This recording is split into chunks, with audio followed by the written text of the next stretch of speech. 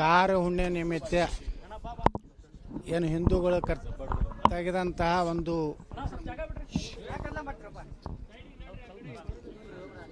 ಒಂದು ಮೆರವಣಿಗೆ ಮೇಲೆ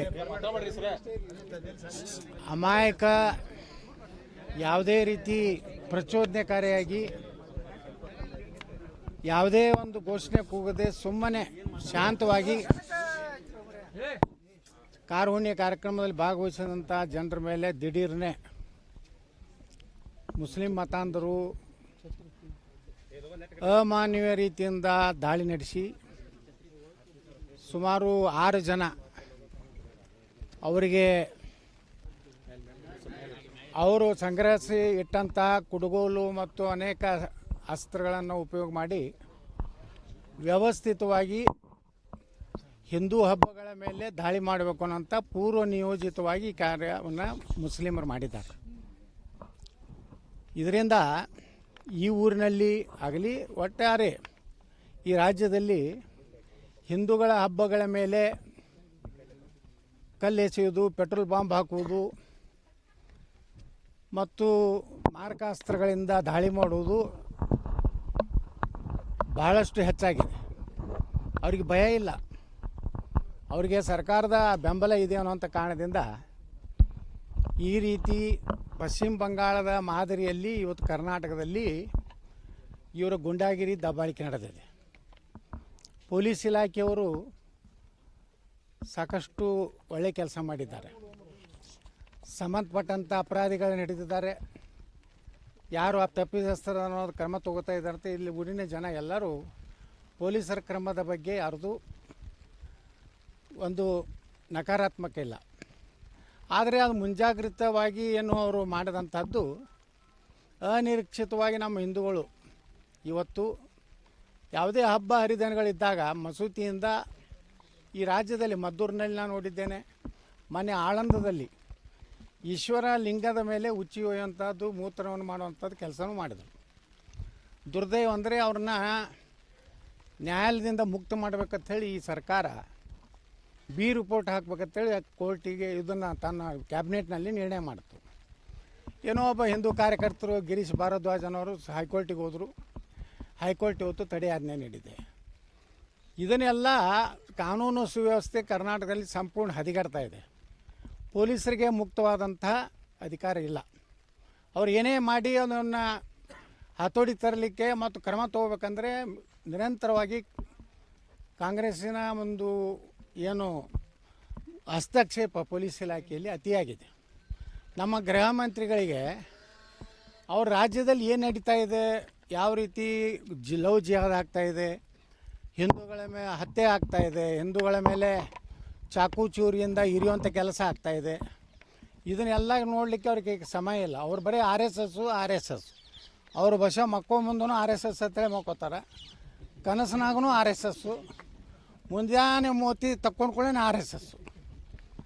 ಪೊಲೀಸ್ ಇಲಾಖೆ ಗೃಹ ಮಂತ್ರಿ ಅಂದರೆ ಭಾಳ ದೊಡ್ಡ ಜವಾಬ್ದಾರಿ ಇದೆ. ಗೃಹ ಮಂತ್ರಿ ಹೆಂಗಂದ್ರೆ 24 ತಾಸೂ ಜಾಗೃತಿ ಇರಬೇಕಾಗ್ತದೆ. ಇಡೀ ರಾಜ್ಯದಲ್ಲಿ ಎಲ್ಲಿ ಗಲಭೆ ಆಗ್ತಾವೆ, ಎಲ್ಲಿ ಘಟನೆ ಆಗ್ತಾವೆ, ತಕ್ಷಣ ಅಲ್ಲಿನ ಪೊಲೀಸ್ ಅಧಿಕಾರಿಗಳ ಜೊತೆ ಮಾತಾಡಿ ನಿರ್ದಾಕ್ಷಿಣ್ಯವಾದಂಥ ಕ್ರಮ ತಗುವಂಥದ್ದು ಮಾಡಬೇಕು. ಅದನ್ನು ಬಿಟ್ಟು ನಮ್ಮ ಗೃಹ ಮಂತ್ರಿಗಳು ಅದನ್ನೇನೂ ಮಾಡಲಾಗ್ಯಾರ. ಹಳ್ಳಿ ಮೆಳ್ಳಿ ಆರ್ ಎಸ್ ಎಸ್ಸನ್ನು ಬಿಟ್ಟರೆ ಇವತ್ತೇನು ಇದರಿಂದ ಕಾನೂನು ವ್ಯವಸ್ಥೆ ಕರ್ನಾಟಕದಲ್ಲಿ ಸಂಪೂರ್ಣ ಹಾಳಾಗಿದೆ. ಅದಕ್ಕೆ ನಾನು ಸರ್ಕಾರಕ್ಕೆ ಆಗ್ರಹ ಮಾಡ್ತೀನಿ, ಇವತ್ತು ಪೊಲೀಸರಿಗೆ ಫ್ರೀ ಹ್ಯಾಂಡ್ ಕೊಡಬೇಕು. ಇಂಥ ದುಷ್ಕರ್ಮಿಗಳೇನದಾರ ಇವ್ರನ್ನ ಅಲ್ಲೇ ಎನ್ಕೌಂಟ್ರ್ ಮಾಡೋವಂಥ ಅಧಿಕಾರ ಕೊಡಬೇಕು ಪೊಲೀಸರಿಗೆ. ಇಲ್ಲಾಂದರೆ ಅದರಲ್ಲಿ ವಿಶೇಷವಾಗಿ ಹಾವೇರಿ ಜಿಲ್ಲೆಯಲ್ಲಿ ಭಾಳಷ್ಟು ಕಡೆ ಘಟನೆಗಳು ಹಿಂದೂಗಳ ಮೇಲೆ, ಹಿಂದೆ ಒಂದು ಕೆಲವು ವರ್ಷಗಳ ಹಿಂದೆ ನಮ್ಮ ದೇಶದ ಒಬ್ಬ ಸೈನಿಕನ ಮೇಲೂ ಬಸ್ಸಿನಲ್ಲಿ ಹಲ್ಲೆ ಆಯಿತು. ಅಂದರೆ ಅವ್ರಿಗೆ ಯಾವುದೇ ಭಯ, ಕಾನೂನು ಭಯ ಗೊತ್ತಿಲ್ಲ ಅವ್ರಿಗೆ. ರಟ್ಟಿಹಳ್ಳಿಯಲ್ಲಿ ಒಬ್ಬ ಕೊಲೆ ಆಯಿತು. ಇದು ಇತ್ತೀಚಿನದು. ನಿರಂತರವಾಗಿ ಹಾವೇರಿ ಜಿಲ್ಲೆಯಲ್ಲಿ ನಾವು ನೋಡ್ಕೋತಾ ಇದ್ದೀವಿ. ದಲಿತ ಹೆಣ್ಣುಮಕ್ಕಳ ಒಂದು ಅತ್ಯಾಚಾರ ಆಗಿ ಅದೊಂದು ದೊಡ್ಡ ಪ್ರಕರಣ ಆಗಿತ್ತು. ಅವಾಗ ನಾನು ಬಂದಿದ್ದೆ, ಈಶ್ವರಪ್ಪನವ್ರು ನಾವು. ಅದಕ್ಕೆ ಈ ಸರ್ಕಾರ, ನಮ್ಮ ಗೃಹ ಮಂತ್ರಿಗಳು ಆ ಆರ್ ಎಸ್ ಎಸ್ಸನ್ನು ಬಿಟ್ಟು ಕಾನೂನು ವ್ಯವಸ್ಥೆ ಬಗ್ಗೆ ಚರ್ಚೆ ಮಾಡಿ. ಇಲ್ಲಾಂದರೆ ಕರ್ನಾಟಕದಲ್ಲಿ ಮುಂದಿನ ದಿವಸಗಳಲ್ಲಿ ಯಾವ ರೀತಿ ಪಶ್ಚಿಮ ಬಂಗಾಳದಲ್ಲಿ ಪರಿಸ್ಥಿತಿ ಇದೆ ಅದೇ ಪರಿಸ್ಥಿತಿ ಆಗ್ತದೆ. ಅದಕ್ಕೆ ನಾನು ಸರ್ಕಾರಕ್ಕೆ ಎಚ್ಚರಿಕೆ ಬಯಸ್ತಾ ಇದ್ದೀನಿ. ಈ ಕ್ರಮ ತಗೋಬೇಕು. ಇವ್ರೇನು ಗಾಯಾಳುಗಳಿಗೆ ಇವತ್ತೇನು ಅವರ ವೈದ್ಯಕೀಯ ಚಿಕಿತ್ಸೆಗಾಗಿ ನಾನು ವೈಯಕ್ತಿಕವಾಗಿ 2 ಲಕ್ಷ ರೂಪಾಯಿ ಹಣ ಕೊಟ್ಟಿದ್ದೇನೆ. ಪೂರ್ಣ ಅನ್ಬಿಟ್ಟು ಅವ್ರು ಏನೂ ಕೆಲಸನೇ ಮಾಡ್ತಾಯಿಲ್ಲ. ಮುಂಜಾನೆ ಎದ್ದು ಕೂಡಲೇ RSS ಟ್ವೀಟ್ ಮಾಡೋದು ಬಿಟ್ಟರೆ ಏನು ಆ ಟ್ವೀಟ್ ಬಿಟ್ಟರೆ ಟ್ವಿಟ್ಟರ್ನಿಂದ ಹೊರಗೆ ಬರಲ್ಲಾಗಾರೆ ಎಲೆಕ್ಷನ್ನಿಂದ. ಇನ್ನೊಂದು 2 ವರ್ಷ ಇರ್ತಾರೆ ಅವರು. ಏನೇನೋ ಎದಕ್ಕೆ ಅನುಮತಿ ಅವ್ರು ಏನು ಮಾಡ್ತಾರೆ ಮಾಡಲಿ. ಕಾನೂನು ಪ್ರಕಾರ ಅನುಮತಿ ಕೊಡಬೇಕಾಗ್ತೈತಿ. ಹಿಂದೆ ಯಾರೂ ಆ ಸಂಪ್ರದಾಯ ಹಾಕಿದ್ದಿಲ್ಲ. ಇದೇ ಪರಮೇಶ್ವರವರು ಇದ್ದಾಗ ಸಹಿತ ಈ ರೀತಿ ಕೆಟ್ಟ ಪರಿಸ್ಥಿತಿ ಇರಲಿಲ್ಲ. ಅದಕ್ಕಿಂತ ಕೆಟ್ಟ ಪರಿಸ್ಥಿತಿ ಇವತ್ತು ರಾಜ್ಯದಲ್ಲಿ ನಿರ್ಮಾಣ ಆಗಿದೆ. ಮಾಡಲಿ ಅವರು ವಿಜೇಂದ್ರ ಅಪ್ಪಿದ್ದಾಗನೇ ಏನೂ ಮಾಡಿಲ್ಲ. ಅವರೇ ಕಂಟ್ರೋಲ್ ಮಾಡಿದ್ರೆ ಅಂದ್ರೆ ಈ ಪರಿಸ್ಥಿತಿ ಬರ್ತಿರಲಿಲ್ಲ. ಬರೀ ಕಠಿಣ ಕ್ರಮ ಕೈಗೊಳ್ತೀನಿ ಅಂದರು ಗೃಹ ಮಂತ್ರಿಗಳು. ಆವಾಗ ಯಡಿಯೂರಪ್ಪನವರ ಮುಖ್ಯಮಂತ್ರಿ ಇದ್ದಾಗ ಗೃಹ ಮಂತ್ರಿಗಳು ಏನು ಹೇಳ್ತಿದ್ರು, ಕಠಿಣ ಕ್ರಮ. ಹೀಗಾಗಿ BJP ಹಣೆ ಬಾರಿ ಇಲ್ಲಿಗೆ ಬಂದಾಗ ವಿಜೇಂದ್ರ ಅವ್ರ ಅಪ್ಪನೇ ಕಾರಣ ಬರ್ತಾರಲ್ಲ. ಈಗಾಗಲೇ ಕೇಂದ್ರ ಚುನಾವಣಾ ಆಯೋಗಕ್ಕೆ ದೂರು ಕೊಟ್ಟಿದ್ದಾರೆ. ನಾವು ಎಲ್ಲ ಕಡೆ ಅದರ ಪ್ರತಿಭಟನೆ ಮಾಡ್ತಾಯಿದ್ವಿ. ನಮ್ಮ ಜನರನ್ನು ಜಾಗೃತಿ ಮಾಡ್ತಾಯಿದ್ದೀವಿ. ಅವರಿಗೆ ಭಯ ಬಂದಿದೆ, ಕಾಂಗ್ರೆಸ್ನವ್ರಿಗೆ, ಮುಸ್ಲಿಮರಿಗೆ ಭಯ ಬಂದಿದೆ. ಯಾಕೆಂದರೆ ಇಷ್ಟು ದಿವಸ ಏನಾಗಿತ್ತು, SIR ಇಲ್ಲಾರ್ದಾಗ 70,000 ಓಟ್ ಸಹಿತ ಹಾಕ್ತಿದ್ರು. ನಾನು ವಿಜಯಪುರ ನಗರದಲ್ಲೇ ಸುಮಾರು 15-16 ಸಾವಿರ ಸತ್ತವರು ಅದಾರ. ಅವ್ರನ್ನ ಬುರ್ಕ ಹಾಕ್ಕೊಂಡು ಓಟ್ ಹಾಕಿದ್ದಾರೆ. ಈಗ ಅವ್ರಿಗೆ ಭಯ ಬಂದ 70,000 ಓಟ್ ಈಗ ಕಟ್ ಆಗಿಬಿಡ್ತದೆ. ಅವ್ರ ಮತದಾನ ಕಡಿಮೆ ಆಗ್ತದೆ. ಪಶ್ಚಿಮ ಬಂಗಾಳದ ಹೆಂಗೆ ಇವನು ಸರಿಯಾಗಿ ಹೆಂಗೆ ಇವತ್ತು ಇಟ್ಟಾರಲ್ಲ ಅಲ್ಲಿ ಮುಖ್ಯಮಂತ್ರಿಗಳು, ಆ ಪರಿಸ್ಥಿತಿ ಬರ್ತದೆ ತಳಿ ಸ್ವತಃ ಮುಖ್ಯಮಂತ್ರಿನೇ ಸಪೋರ್ಟ್ ಕೊಡ್ತಾ ಇದ್ದಾರೆ. ಮಸೂತಿಯಲ್ಲಿ ಕೂತು ನೀವು ಮಾಡಿರಿ, ನೀವು ಗುಂಪಾಗಿ ಮನೆಗೆ ಹೋಗ್ಬೇಕತ್ತಿದೆ. ಅದಕ್ಕೆ ನಾನು ಹೇಳ್ತಾ ಇದ್ದೀನಿ, ಈ ಸರ್ಕಾರ ಸಂಪೂರ್ಣ ಮುಸ್ಲಿಮರ ಬೆಂಬಲ. ನೋಡಿ ಇವತ್ತಿಲ್ಲಿ ಹಲ್ಲೆ ಆಗಿದ್ದು ಯಾರ ಮೇಲೆ? ನಮ್ಮ ಹಾಲ ಮತ ಸಮಾಜ, ST ಸಮಾಜ. ಅದಕ್ಕೆ ನಾನು ಸಿದ್ದರಾಮಯ್ಯನವ್ರಿಗೆ ಹೇಳ್ತೀನಿ, ಅವರು ಹಿಂದೂ ಮುಸ್ಲಿಂ ಬಂದರೆ ಯಾವ ಜಾತಿ ಪಾತಿ ನೋಡೋದಿಲ್ಲ. ನಾನು ಸಿದ್ದರಾಮಯ್ಯನವ್ರಿಗೆ ವಿನಂತಿ ಮಾಡ್ಕೊತೀವಿ, ನಮ್ಮ ಈ ಊರಿಗೆ ಬಂದು ಇಲ್ಲೇನು ಅವ್ರಿಗೆ ನೋವಾಗಿದೆ, ತಮ್ಮ ಸಮಾಜದವ್ರಿಗೆ ಸ್ವಲ್ಪ ಬಂದು ಸಾಂತ್ವನ ಹೇಳಿ. ಬರೀ ಬಾಯಿ ತೆಗೆದ್ರೆ ಅಲ್ಪಸಂಖ್ಯಾತರು ತಂದೆ ಮನೆಗೆ ಹೋದ್ರು. ಒಬ್ಬರೇ ಅಲ್ಪಸಂಖ್ಯಾತರು ಸಿದ್ದರಾಮಯ್ಯನವರು ಎಳಿ ಮುಂದೆ ಪ್ರತಿಭಟನೆ ಮಾಡಿದ್ರೇನ್ರಿ? ಒಬ್ಬ ಮುಲ್ಲಾರಿ ಹೊರಗೆ ಬಂದ, ಒಬ್ಬರೇ ಮೈಬೂಬ್ ಹೊರಗೆ ಬಂದ. ಪಾಪ ಸಿದ್ದರಾಮಯ್ಯನವ್ರನ್ನ ಅವಮಾನಕಾರಿಯಾಗಿ ತೆಗೆದು ಹೋಗಿದ್ರು. ಅದಕ್ಕೆ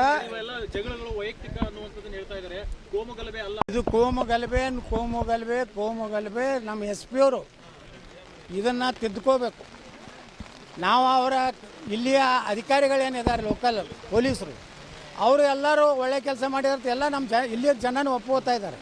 ಆದರೆ SP ಅವರು ತಪ್ಪು ಸಂದೇಶ ಕೊಡೋದು ಬೇಡ. ಅದು ಕೋಮುಗಲಭೆ ಆಗಿದೆ, ಹಿಂದೂಗಳ ಮೇಲೆ ಇದು ಆಗಿದೆ, ಹಿಂದೂಗಳ ಮೇಲೆ ಇವತ್ತು ದಬ್ಬಾಳಿಕೆ ಆಗಿದೆ, ಅವರನ್ನು ಇವತ್ತು ಹೊಡೆಯುವಂಥ ಕೊಲ್ಲುವಂಥ ಪ್ರಯತ್ನ ಆಗಿದೆ.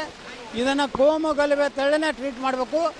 ಇದನ್ನು ಇನ್ನು ಮುಂದೆ ಯಾವುದೇ ಹಿಂದೂಗಳ ಹಬ್ಬ ಆಗಾಗ ಅವ್ರೇನು ಮಸೂತಿಗಳದಾವು, ಎಲ್ಲ ಮಸೂತಿಗಳನ್ನು ಆ ಮೆರವಣಿಗೆ ರಸ್ತೆಯಲ್ಲಿ ಬರುವಂಥ ಎಲ್ಲ ಮುಸ್ಲಿಮರ ಮನೆಯನ್ನು ಎಲ್ಲ ತನಿಖೆ ಮಾಡಿ ಏನೇನು ಅಲ್ಲಿ ಶಸ್ತ್ರಾಸ್ತ್ರ ಇದ್ರೆ ಅದನ್ನೆಲ್ಲ ತೆಗೆದು ಅಲ್ಲಿ ಪರ್ಮಿಷನ್ ಕೊಡ್ಬೇಕಂತ ನಾನು ಆಗ್ರಹ ಮಾಡ್ತೀನಿ.